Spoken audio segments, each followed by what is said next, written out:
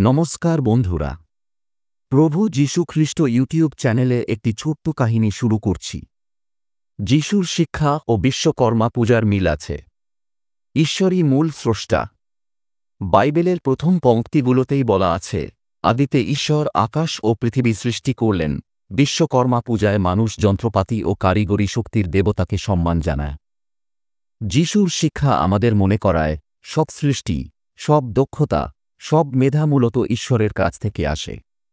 মানুষের কাজ ঈশ্বরের উপাসনা হতে পারে।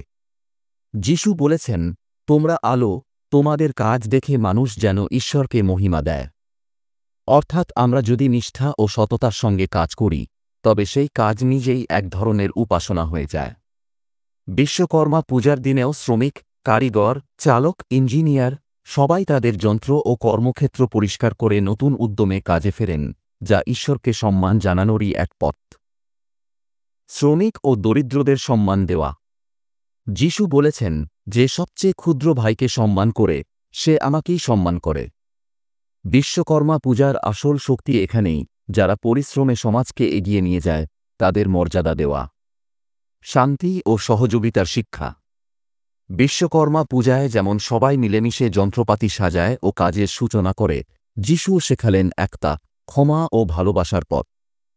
একজন আরেকজনকে ভালোবাসো, যেমন আমি তোমাদের ভালোবাসি।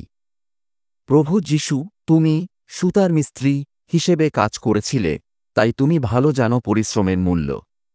বিশ্বকর্মা পূজার এই দিনে আমরা তোমাকে ধন্যবাদ জানাই আমাদের প্রতিটি কাজের শক্তি ও সৃজনশীলতা দেওয়ার জন্য। আমাদের শিখাও যেন আমরা কাজকে শুধু জীবিকা নয়, বরং উপাসনা হিসেবে করি। আমাদের হাতের কাজ হোক আশীর্বাদের হাতিয়ার, আর আমাদের মন হোক সততা ও ভালোবাসায় ভরা। আমেন।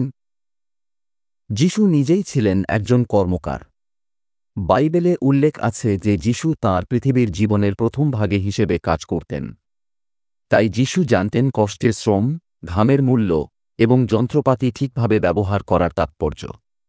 বিশ্বকর্মা পূজার দিনে যখন মানুষ নিজের যন্ত্র পরিষ্কার করে ও কাজে উৎসর্গ করে, তখন আমরা মনে করতে পারি, যীশুও একসময় সাধারণ শ্রমিকের জীবন যাপন করেছিলেন। কাজই উপাসনা। যীশুর শিক্ষা অনুযায়ী, কাজ কেবল জীবিকার জন্য নয়, কাজ হল ঈশ্বরের মহিমা প্রকাশের উপায়।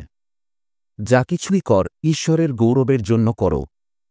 বিশ্বকর্মা পূজা আমাদের শেখায়, আমাদের যন্ত্র, শ্রম ও প্রতিভা ঈশ্বরের আশীর্বাদ, তাই তা পবিত্রভাবে ব্যবহার করতে হবে। মানুষের কাজের ফল ঈশ্বরের হাতে। যীশু অনেকবার বলেছেন, মানুষের দায়িত্ব হল সত্তার সঙ্গে কাজ করা, কিন্তু ফলাফল ঈশ্বরের হাতে। বিশ্বকর্মা পূজার এই উপলক্ষে আমরা মনে করতে পারি, যন্ত্র বা দক্ষতা যতই থাকুক, আশীর্বাদ না থাকলে সফলতা আসবে না। সামাজিক একতা ও ভালোবাসা। বিশ্বকর্মা পূজার দিনে কারখানা, দোকান, কর্মক্ষেত্রে সবাই মিলে উৎসব পালন করে। যীশু বলেছিলেন, 2 বা 3 জন যখন আমার নামে একত্রিত হয়, আমি তাদের মধ্যে থাকি। অর্থাৎ একতা ও মিলনই ঈশ্বরের উপস্থিতি টেনে আনে। হে প্রভু যীশু হিসেবে কাজ করেছ, আর আজও আমাদের শেখাও যে শ্রম ঈশ্বরের আশীর্বাদ। আমরা আজ বিশ্বকর্মা পূজার দিনে তোমাকে ধন্যবাদ জানাই আমাদের প্রতিটি যন্ত্র, প্রতিটি শ্রম, প্রতিটি প্রতিভার জন্য।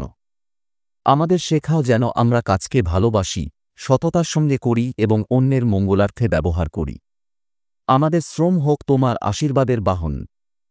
কেমন ধরনের ভিডিও আপনারা পছন্দ করেন? অবশ্যই কমেন্ট করুন। ভিডিও উপহার দেওয়ার চেষ্টা করব। প্রভু যীশু খ্রিস্ট চ্যানেলটি সাবস্ক্রাইব করুন। এতক্ষণ ভিডিও দেখার জন্য অসংখ্য ধন্যবাদ সকলকে।